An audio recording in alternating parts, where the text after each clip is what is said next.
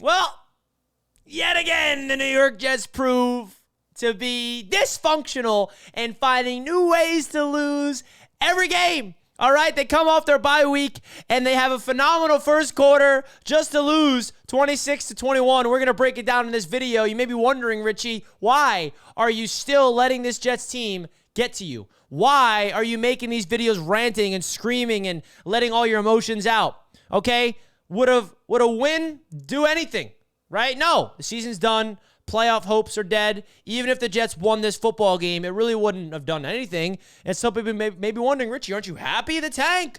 We have a better draft pick. No, that's not who I am. Okay, I am built as a Jets fan. I watch my Jets team, and I care about every single game no matter what the circumstances are. That's just me, and I don't care what anybody else thinks of me or what they have to do. You guys can fan the way you fan. I fan the way I fan. And the way that I'm a Jets fan is I root for wins. And when I watch them lose the way that they did today, it just is so beyond frustrating still. It really is.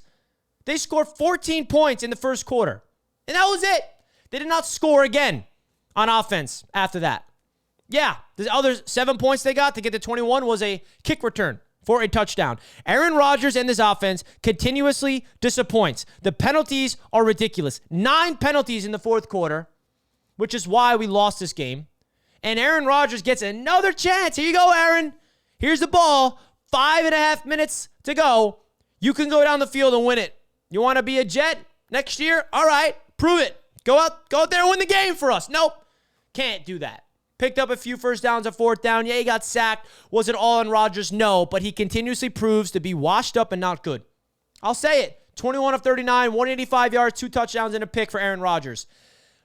Where the Jets lost this game was 2 plays, 2 sequences, right?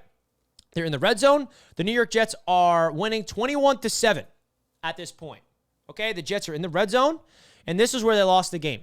There was crazy, weird stuff going on where the Seahawks just kept fumbling on special teams. They were basically handing us every chance to blow out the Seahawks, but we're like, nah, we're not going to blow you guys out. We're going to find a way to lose, right? The Jets have the ball in the red zone, 1st and 10, and Garrett Wilson pulls off one of the most disgusting double moves you'll ever see, right? He's outside in the right hash. He fakes inside, plants his foot in the ground, goes to the right pylon, has literally 7 yards of separation, and Aaron Rodgers throws the ball, and it's way over his head, incomplete. And you're like, dude, that is a touchdown for Garrett Wilson if you put that ball where it should be. What happens on the next play? He throws a pick six to former Jet Leonard Williams. He returns it 91 yards. So instead of the Jets going up 28-7, we let the Seahawks cut it to 21-13. That is the biggest swing you can possibly imagine. If Aaron Rodgers connected to Garrett Wilson on that touchdown, I promise you we would have won that football game. We would have won the game.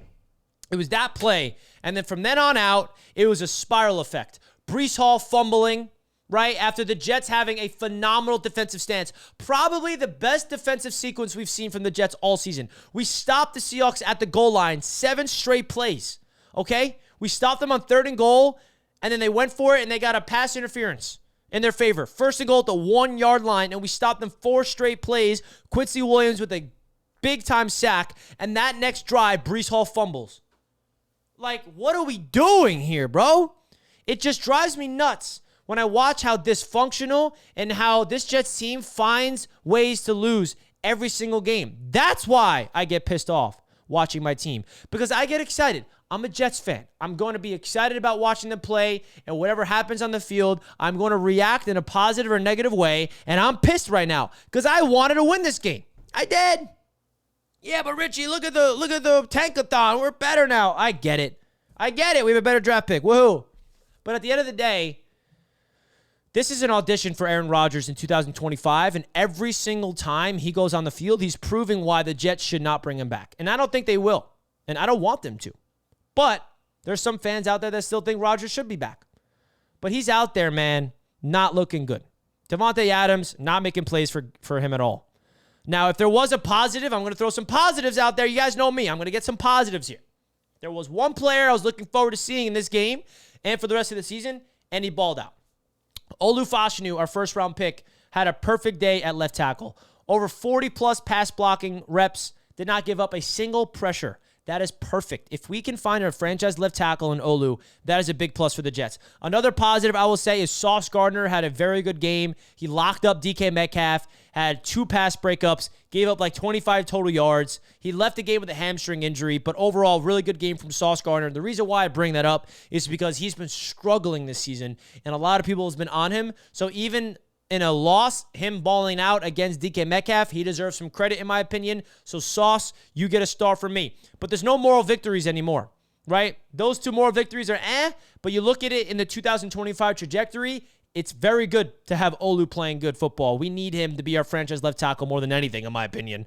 But at the end of the day, man, I think it's time to realize, and I think we realized this weeks ago, is we overrated this entire roster. I think one specific player I'm very disappointed with the most this season is Breece Hall. I know that he was injured in this game and he showed up in the injury report, but man, I'm watching him out there. Lack of explosiveness and lack of explosive plays, like not finding the holes, fumbling the ball, like not catching passes. Like, I don't know, man. I hyped up Breece. I thought he was going to go nuclear this season. I was dead wrong, and I will admit that. He's not as good as I thought he was. Still like you, Breece. I still am rooting for you, but you're definitely not as great as I thought you would be. Just saying, okay? But at the end of the day, the Jets lost this game for one reason and one reason only. The penalties. Now, they committed the penalties, so I don't want people to be like, oh, the refs screwed the Jets. No, the Jets screwed themselves. You can't horse collar. You can't have pass interference on 4th downs. You can't do all these things. We had so many opportunities. That's why I'm so frustrated watching my Jets. It's because it feels like we have so many opportunities to win in these games, and we're just not taking advantage of the opportunities that the teams are giving us. The Seahawks fumbled like 2 straight kick returns, and we still couldn't take advantage of it. It's just like beyond infuriating to watch this team do what they do to us fans every week. We had a week off last week. We're like, all right, bye week, let's kick our feet up, let's enjoy football. And then here we are yet again. Like, it's the way they lose is the way that they're driving me nuts as a fan. The way that the Jets keep losing is why I get pissed. If they lost in, like, normal ways, not dysfunctional, penalties, incompetent coaching, like weird timeouts, bad penalties, like you're just like, we look like such a mess with a old quarterback who thinks he's still this guy that's not him anymore. And I still like Aaron as a person, but he's not the guy. And we all thought he would be able to come here and save this team. We were all dead wrong. More importantly, me. Now we also clinched the 9th straight losing season. 9th. Sad, but it's the truth. So Jets fans and whatever fan you represent watching this video, just thank you for watching me and soaking in my misery. But, man, I'm just so pissed off. Next week, I'm not going to be at the game. I'm not going to be live during the game or making a video. I'm going to be at the game. I'm going to Miami for the Roundtable Sports AFC's Roundtable event. See you guys then. But hit the like button if you guys enjoyed the video at least. Comment your thoughts. I'm out of here, man. This Jets team, bro, they just never want me to be happy. Whatever. I'm going to still fan and still make videos regardless. 5 straight years in, all I do is lose. But 2025, we're winning the Super Bowl.